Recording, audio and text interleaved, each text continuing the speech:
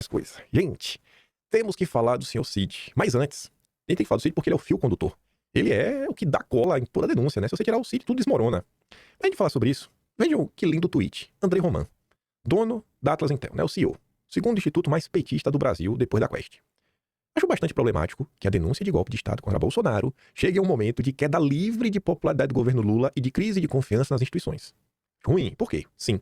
É possível que isso segure na margem a queda de aprovação do presidente, né? Beleza, isso aí pode ajudar o Lula aí a dar uma estancada na crise, mas um cenário alternativo também é possível. A impopularidade do governo pode mover a opinião pública contra a denúncia.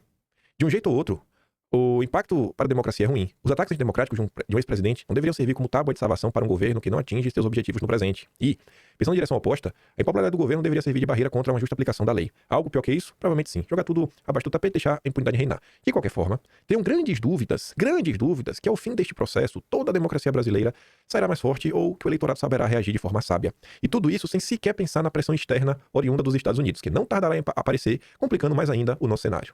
Mas a pressão externa veio meio de 4 horas depois desse tweet, né? 6 horas da manhã, tava lá o Verdivaldo, extra, processinho. E eu acho que o André, ele faz um alerta interessantíssimo, sabendo que ele é um torcedor do Lula, e o que tá ali de laranja, eu acho que faz muito sentido. Ao longo da história, a gente encerra o vídeo de ontem comentando sobre isso, ao longo da história, quando um líder popular, carismático, é preso, ou alguma coisa acontece contra ele, principalmente quando a gente sabe que é injusto, a opinião pública tende a transformar esse cara em um verdadeiro herói.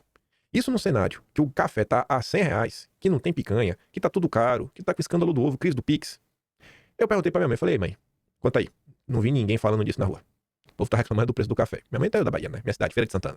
Então, tenham a crer no que o André Roman tá comentando. Aí eu fui pegar 2 exemplos do que eu posso mostrar pra vocês. Por exemplo, de acordo com a Agape, em 2022, anulei meu voto. Fui o famoso isentão, mas não dá pra ficar revoltado. Não dá para não ficar revoltado com toda essa perseguição contra membros da direita. Em 2026, farei até campanha pro Bolsonaro. Isso, o ser humano é meio assim, né? Quando ele vê a injustiça, ele se compadece. A Tsuki diz, ó, eu sou bloqueada por esse cara, mas faço questão de trazer isso aqui pra minha timeline. As atitudes como essa merecem reconhecimento. E aqui também, ó. Castanhon, filiado ao PDT. É incrível o timing e a coordenação entre PGR, Supremo e governo Lula. Toda vez que o governo está nas cordas, tá no Bolsonaro. Eu acho que estão martirizando ele como martirizaram o Lula, mas, vamos ver, né? Tá transformando no Marte. Pois bem. Ontem a UOL convidou o ex-ministro do Supremo, Marco Aurélio Mello, para tecer alguns comentários. E o Marco Aurélio Mello, tá meio direitoso, né? Esse Marco Aurélio Mello. Ele falou o seguinte. Ministro, sobre o Alexandre de Moraes, na sua opinião, ele deveria se declarar suspeito, já que ele é uma possível vítima? Realmente aí ocorre esse problema. Mas volto ao inquérito do fim do mundo.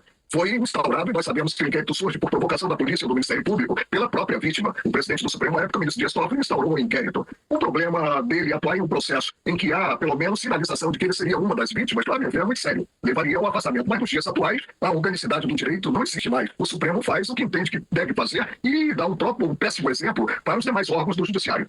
Acha que houve uma tentativa de golpe de Estado no nosso país e Jair Bolsonaro era o líder dessa organização criminosa? Olha, eu continuo sendo minoria. O que eu acho é que se pode cogitar de início, eu não conheço o que está na peça do Ministério Público, e se pode falar em cogitação, e cogitação não sofre a glosa do direito penal, a não ser que haja atos preparatórios. Isso é que tem que ser visto. Agora, vamos insistir um pouquinho mais, porque se paga um preço por se viver no Estado Democrático de Direito é módico. Está ao alcance de todos. O respeito é restrito à ordem jurídica. Como concluir pela competência do Supremo? Não sei. Mas agora já se está cogitando até o julgamento, não pelo plenário, mas pela turma, né? Vamos ver o que vai ocorrer. Destoando dos seus ex-colegas. Aí vamos começar a falar da denúncia. A gente chegar no